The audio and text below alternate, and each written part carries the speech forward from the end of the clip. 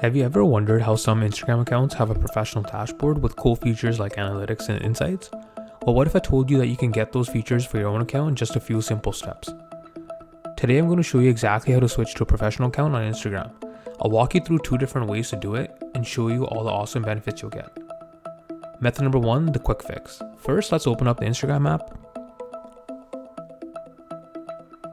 This works for both iPhone and Android. Now tap on the profile button in the bottom right corner. Take a quick look at your profile. Do you see a professional dashboard button right under your bio?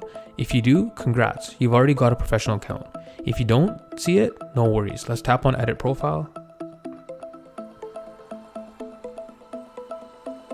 Scroll down and you might see the option to switch to a professional account. If it's there, tap it and you're good to go. But if you don't see it, don't worry, there's another way.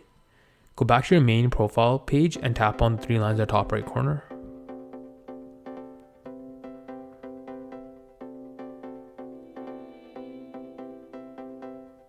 This will open up your menu. Tap on account type and tools and tap on switch to professional account. Tap on next.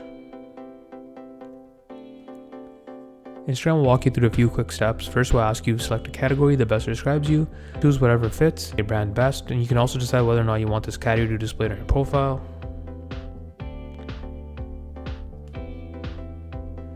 And confirm switch to professional account.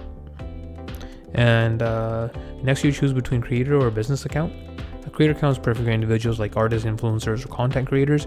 A business account is best for physical locations like shops, restaurants, or service providers. Once you made your choice, you're all set. You'll now see the professional dashboard on your profile. This is your new command center, giving you access to all kinds of amazing tools. You can now view your insights, see who's interacting with your content, even run ads to reach more people.